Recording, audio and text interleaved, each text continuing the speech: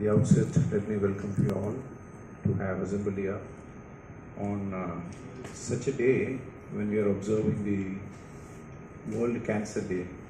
As you all know, the purpose of this observing this Cancer Day is to bring about awareness amongst the public. Unfortunately, this is a dreaded disease which is increasing at a very, very fast pace in our country. Especially it is very relevant for our country because the numbers are increasing. Every year we are adding around 19 to 20 lakh cases of cancer cases. We all have to collectively find a way to arrest this. Most of these cases, this number which I am talking about, which is 19 to 20 lakh cases, may not actually be the true number. It can be 1.5 times, 3 times more. But why should this happen in a country like ours? We should have the exact numbers and we should have the exact nature of the cases. That is the first step in going towards preventing this disease. So today the Apollo Group has taken up it on itself to conduct a press conference and urge to the policymakers to make cancer a notifiable disease. So that is the theme of this press conference, which is to make cancer a notifiable disease. So that is when on a pan-India level we have a registry. It can be looked at very closely and we can take preventive measures. It can be due to environmental reasons, it can be due to pollution, it can be due to many reasons. But unless we have a registry which is pan-India, it's very difficult to take any kind of countermeasures. There are registries existing in an institutional level, at the state level, but that's not sufficient. It has to be at the pan-India level. So today the Apollo Group is conducting press conferences in 12 centers all across the country and urging the policymakers to come up with a robust reporting mechanism. So to elaborate on these nuances, I would hand you over to Lieutenant General Dr. Velu Nair, who is the Chief Consultant of Onco Sciences and BMT at Apollo Hospital International Limited. He wears too many hats for me to elaborate everything here, but I will try and touch upon a few of them. He is a leading hemato-oncologist in India with over 30 years of experience. He is a President-elect, which is a very, very coveted post of the prestigious National Academy of Medical Sciences, New Delhi, President of the Indian Myeloma Academic Group Society, Chairman of the Scientific Advisory Committee of National Institute of Virology, ICMR Pune. He has been the chair, co-chair, member of various committees in ICMR, Department of Biotechnology, DRDO, and the list goes on and on. So without wasting much of time, I'll hand you over. Thank you, Commander Jelson, for those kind words. Good afternoon, everybody. मैं हिंदी और English दोनों mix करके बोलूँगा. First of all today as आप लोगों को सबको पता ही है कि आज वर्ल्ड कैंसर डे है एंड वर्ल्ड कैंसर डे का मकसद एक ही है कि इसकी अवेयरनेस पूरी दुनिया में ऐसे हो कि हर आदमी और हर इंसान और परिवार को पता हो कि कैंसर है क्या चीज़ और इसके लिए कैसे इसको डायग्नोस करना है, इसको कैसे पिकअप करना है. तो इंडिया और डेवलपिंग कंट्रीज़ जो बोलते हैं इन एशिया एंड अफ्रीका, थोड़े से इसमें हम लोग पीछे रह गए हैं. तो इसीलिए अपोलो हॉस्पिटल का जो नेटवर्क है हमारा काफ़ी बड़ा नेटवर्क है. We have 28 onco centers and nearly 400 specialist हैं जो ऑनको डोमेन में काम करते हैं, चाहे सर्जन हो, चाहे रेडिएशन स्पेशलिस्ट हो, चाहे मेडिकल ऑन्कोलॉजिस्ट हो, हेमेटोलॉजिस्ट हो, बोन मैरो ट्रांसप्लांट हो, वो सारे ऑन्को साइंसेज वर्टिकल्स में आ जाते हैं. So this is, I think, the largest network in the private sector. And इनका आज उद्देश्य, मकसद ये है, यूनिफाई टू नोटिफाई, साथ मिलिए ताकि हम ये जो हमारी एम ऑब्जेक्टिव है हम ये हासिल कर पाएँ। और ये एम ऑब्जेक्टिव क्या है कि बीमारियां बहुत हैं इंसानों को, टीबी से लेके टाइफाइड से लेके मलेरिया तक, कोविड हुआ, बाकी वायरल फीवर्स होते हैं, लेकिन कुछ चीज़ें इसमें नोटिफाइबल है। वो नोटिफाइबल जानलेवा होते हैं और वो प्रिवेंट कर सकते हैं हम लोग। जैसे कि स्मॉल पॉक्स था पहले हमारे देश में, वो हटा गया, पोलियो था। सो ये सब नोटिफाइबल इसलिए हुआ क्योंकि इसके लिए वैक्सीन था, प्रिवेंट कर सकते थे इसके लिए। नाउ कोई भी बीमारी को अगर आप हटाना चाहते हैं, सबसे पहले आपको उसकी जानकारी होनी चाहिए, उसका मैग्नीट्यूड ऑफ द प्रॉब्लम क्या है, नंबर्स में कितनी भारी संख्या में वो बीमारी मौजूद है आपके बीच में, आपके देश में, आपके स्टेट में, आपके गांव में। जब तक वो नहीं पता है आप आगे नहीं बढ़ सकते। क्यों? आप प्लान नहीं कर सकते। आप इंटरवेंशन जो प्लान करते हो संख्या के मुताबिक करते हो, बिकॉज उसमें बजट एलोकेशन होता है। सो इसीलिए इसको नोटिफाई करना बहुत ही जरूरी है। और कई सालों से ये एफर्ट रही है कि इसको नोटिफिकेशन के लिए गवर्नमेंट को अर्ज किया जाए, उनसे दरख्वास्त किया जाए कि प्लीज़ इसको नोटिफाई किया जाए। 2022 में एक स्टैंडिंग पार्लियामेंट्री कमेटी जो ministry of health and family welfare के लिए थी, उन्होंने ये रिकमेंड भी किया था राज्यसभा को। तो अभी ये करेक्ट टाइम है, ये बिल्कुल अहम मौका है जहाँ पे ये इस सेशन, ब्रेस्ट कैंसर कॉमनेस्ट है फीमेल्स में, और मेल्स में हेड एंड नेक है, और बाहर एक्चुअली लंग्स है। दुनिया में देखा जाए तो लंग्स इज द कॉमनेस्ट। लेकिन आपको इसका एग्जैक्ट फिगर्स हमारे कंट्री में हमको पता ही नहीं कि मेल फीमेल क्या है, बच्चों में कितना है, बड़ों में कितना है। तो regional trends, gender differences, age pattern आपको एक बार पता लग जाता है तो आप इस पर रिसर्च कर सकते हैं। वो रिसर्च को क्लिनिकल ट्रायल्स बोलते हैं, उसमें भी पैसा बहुत लगता है। अभी जिस चीज़ के लिए हमारे पास जवाब नहीं है उसको हम लोग अंग्रेजी में अनमेट नीड बोलते हैं, और वो अनमेट नीड का जवाब होगा ट्रायल। और ट्रायल क्या करेगा? उसका जवाब ढूंढेगा, उसका आंसर ढूंढेगा। अगर आप जानते हो कि 1920-1930 में टीबी का ट्रीटमेंट ही नहीं था, उसके बाद में ट्यूबरक्लोज का ट्रीटमेंट मिला। तो कई बीमारी जो आज फुली क्योरेबल है, पहले क्योरेबल नहीं थी, लोग एक्चुअली उससे मरते थे। वैसे ही कैंसर हमने देखा है पिछले 50 साल में, कुछ कैंसर तो बच्चों में, जैसे एक्यूट लिम्फोब्लास्टिक ल्यूकीमिया है, 95% रिजल्ट से अगर 1 से 10 साल में बच्चे को हो ये कैंसर, 95% क्योर हो सकता है, ये भी कैंसर है। सो कहने का मकसद ये है कि आपको अवेयरनेस और इसकी जानकारी बहुत जरूरी है, और नोटिफिकेशन के बिना हम आगे इसमें ज़्यादा बढ़ नहीं सकते। वो जो स्टेट अच्छा है वो करेगा अच्छा, जो स्टेट इतना अच्छा नहीं है उसके जनता सफ़र करेगी। तो ये जानते हुए आपको सारे बाकी डिसीजंस बनाने हैं। तो आज का मकसद यही है। सो हम लोगों ने जो बोला नोटिफाई करना, एंड उसके लिए अपोलो हॉस्पिटल का ये जो इनिशिएटिव है वो एक्चुअली बहुत सिंसियर एफर्ट है, और हमारे कैंसर ट्रीटमेंट में अपोलो ने ऑलवेज लीड किया है। आप अगर देखें तो प्रोटॉन थेरेपी जो है वो भी हमारा जो चेन्नई में है, फर्स्ट इंडिया में वो मशीन है। तो दुनिया से पेशेंट आते ट्रीटमेंट कराने के लिए। अपोलो हॉस्पिटल से 147 कंट्री से लोग आते हैं इलाज कराने के लिए। हमारी जो जनता है ही है, संख्या भारी है। उसके अलावा 147 मुल्कों से लोग आते हैं इलाज कराने के लिए। तो आप देख सकते हैं प्राइवेट और पब्लिक का अगर मिलके अगर काम हो तो आप देख सकते हो कितना आगे हम बढ़ेंगे, कितना तेजी से आगे बढ़ेंगे, और हमारी समस्या भी उतनी जल्दी हल होगी। Thank you. मेरा प्रश्न ये है कि जिस प्रकार से सर ने बताया कि अलग अलग प्रांत में कैंसर का टाइप अलग अलग है, तो सर इंडिया में कैंसर को लेके रिसर्च और डेवलपमेंट के पीछे कितना खर्च हो रहा है?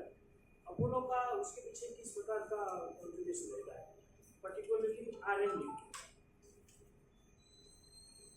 R&D में मेनली आपको पब्लिक स्पेंडिंग होता है, और अगर आप कॉर्पोरेट और प्राइवेट में आएंगे इसमें हम लोग फार्मा ट्रायल्स करते हैं। तो हमारे हॉस्पिटल में भी बहुत से फार्मा ट्रायल्स हैं, और वो मल्टी सेंट्रिक होते हैं, यानी कि नंबर्स के लिए उसमें 10 हॉस्पिटल 20 हॉस्पिटल होते हैं, मल्टी सेंट्रिक ट्रायल्स होते हैं। वैसे ही कुछ R&D जो करती है इंडियन गवर्नमेंट ऑफ इंडिया जो बोलते हैं, उनके कुछ इनिशिएटिव्स है, वो आपके right from Indian council of medical research से शुरू होता है, department of biotechnology, ministry of health, ministry of science and technology, DRDO, ये सारे स्टेक होल्डर्स आपके रिसर्च के ऊपर बहुत जोर देते हैं, R&D के ऊपर बहुत जोर देते हैं। इसमें आपका सेंट्रल एलोकेशन होता है फंडिंग का, वो आप बजट पे जाके देखो तो आपको एग्जैक्टली पता लगेगा हर साल में कितना बजट हुआ, हर साल इंक्रीज हो रहा है, डेफिनेटली पहले से तो काफ़ी इम्प्रूवमेंट हुआ है। एंड मैं ये कहूँगा कि ये जब ये नोटिफिकेशन जिसके बारे में हम चर्चा कर रहे हैं, इससे और R&D आएगा, लेकिन ऑल इंडिया आएगा। इसमें नहीं बोल सकते हम ये गवर्नमेंट का है, ये प्राइवेट का है, ये पूरा ऑल इंडिया बेसिस पे होगा, बिकॉज कैंसर आप जानते हो सब जगह है और इलाज भी सब जगह होता है, एंड प्राइवेट इसमें बहुत बड़ा कॉन्ट्रीब्यूटर है इलाज में। सर, रिसेंटली हमने देखा है कि ग्लोबली कैंसर को लेकर वैक्सीनेशन की भी चर्चा हो रही है। हाँ, अभी डॉक्टर आकाश ने भी बोला आपको कुछ चीज़ें हैं जो आप प्रिवेंट कर सकते हैं। मैंने शुरुआत में बोला, जब मैंने पोलियो का एग्जाम्पल दिया आपको, तो आप वैक्सीनेट करो तो होगा नहीं बीमारी। वैसे ही हेपेटाइटिस बी है, हेपेटाइटिस बी एक वायरस है, लेकिन अगर आप वैक्सीन लगा लो तो नहीं होगा हेपेटाइटिस बी। हेपेटाइटिस बी जिसको होता है और काफ़ी दिन तक होता है तो कैंसर लिवर हो सकता है उसको, नंबर 1। नंबर 2, HPV के बारे में जिक्र हुआ, डॉक्टर गढ़वी ने भी किया, डॉक्टर आकाश ने भी किया। इससे आपके फीमेल बच्चों में एक्चुअली एक किस्म का कैंसर आपके सर्वाइकल कैंसर्स होते हैं, तो वो HPV वैक्सीन हम लोग अभी बहुत उस पर ध्यान दे रहे हैं उस बच्चे पॉपुलेशन में, ताकि वो प्रिवेंट हो सकता है। वो ह्यूमन पैपिलोमा वायरस करके एक वायरस है, तो वैसे ही कई और वैक्सीन्स बन रहे हैं, इन द पाइपलाइन है, कुछ एस्टैब्लिश्ड है। सो ये सब प्रिवेंटिव स्ट्रैटेजीज आपको अपनाना चाहिए।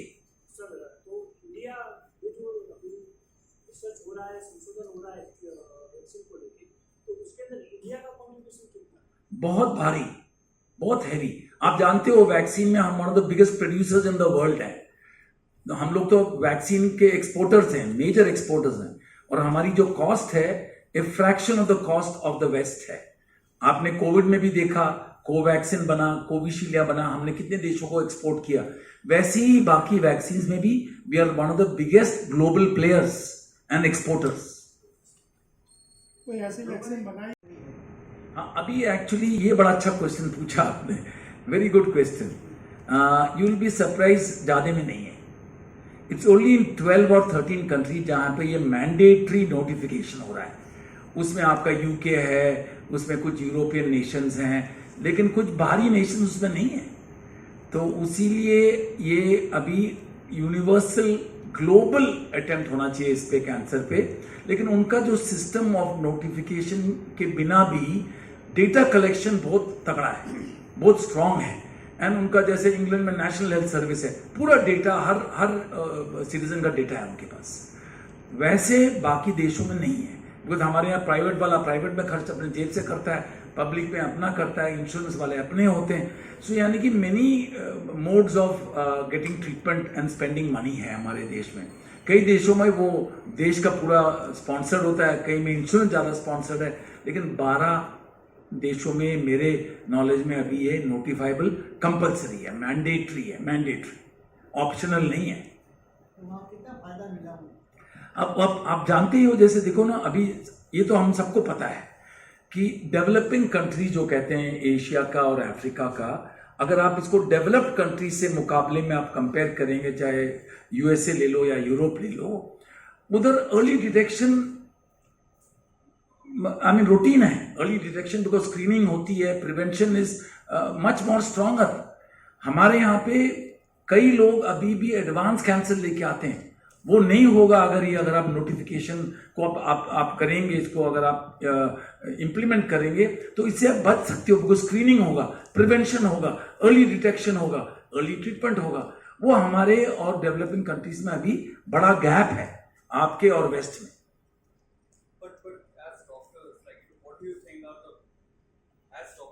What do you think are the bottlenecks?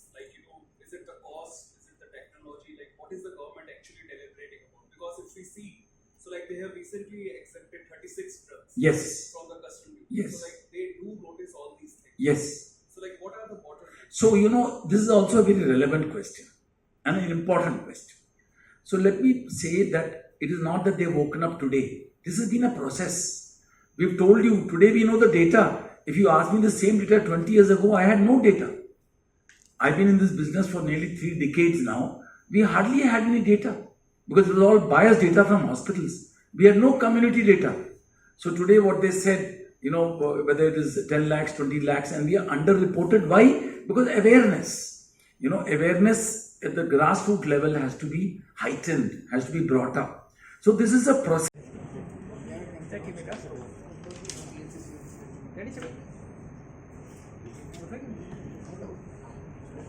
Okay, sir. I am Lieutenant General Velu Nair. I am the Chief Consultant of Oncosciences Verticals in Apollo Hospital International Limited, Gandhinagar. And आज का दिन जो है world cancer day है 4th of February, और इसमें हम लोग ने ये प्रेस मीट किया है अपोलो का मैसेज आप लोग के द्वारा और सेंटर तक भी पहुँचे, टू यूनिफाई टू नोटिफाई. इसका मतलब ये है कि सब मिलके, और हमारे पास IMA के भी डॉक्टर गढ़वी साहब हैं, डॉक्टर आकाश हमारे मेडिकल ऑन्कोलॉजिस्ट हैं, एंड कमांडर जेल्सन हमारे CEO हैं. तो ये लोग सब मौजूद हैं एक ही मकसद के लिए कि हम लोग सब यूनाइटेड होकर आप लोग को ये मैसेज पास करें कि नोटिफिकेशन एकदम लाजमी है, एकदम ज़रूरी है. It is essential today, and we are sitting at that stage where cancer needs to be prevented first, यानी कि उससे बचाव हो सबसे पहले. दूसरा, अगर बच्चे नहीं अगर हो भी जाता है तो अर्ली डिटेक्शन, उसकी पहचान जल्दी हो, और अगर पहचान जल्दी हो तो उसका इलाज should be done also early, और जो इलाज हो वो स्टैंडर्ड ऑफ केयर हो, यानी कि जो दुनिया में हम लोग मानते हैं जो बेस्ट ट्रीटमेंट है उसको स्टैंडर्ड ऑफ केयर बोलते हैं, और वो ही उसको मिलना चाहिए. और ये अगर मिलेगा, चाहे बच्चा हो चाहे बुज़ुर्ग हो, लेकिन उसको जो उसकी लाभ मिलेगी वो बेस्ट आउटकम में ट्रांसलेट होगा. So the idea is to prevent, to early detect, early treat with the standard of care protocols, and obviously to get the best outcomes. ये इसका मकसद है. ये नोटिफिकेशन से हम लोग को हेल्प ऐसे मिलता है कि एक बार नोटिफाई कर दे तो दोनों हाउस ऑफ पार्लियामेंट में पास हो जाता है. तो एक किस्म का ये जो नोटिफिकेशन की रिक्वायरमेंट है, ये एवरी स्टेट, अभी हमारे 28 स्टेट हैं, 15 लोग नोटिफाई कर रहे हैं, लेकिन वो सब जगह मैंडेटरी नहीं है, कई जगह वॉलंटरी है. तो इसलिए सब डॉक्टरों ने भी बोला कि अंडर रिपोर्टिंग चल रहा है. अगर आप बोलो 10 से 20 लाख है, पता नहीं कितने अंडर रिपोर्टेड है. वो जहाँ नोटिफिकेशन होगा सबको रिपोर्ट करना पड़ेगा, और अगर रिपोर्ट होगा तो उसको इलाज होगा, इलाज होगा तो उसको फ़ायदा मिलेगा. नंबर 2, अगर हेल्थ अथॉरिटीज़ उसको रिपोर्ट नहीं करेंगे तो उसमें इनहेरेंट उसके मॉडल में पेनल्टीज़ भी होती है.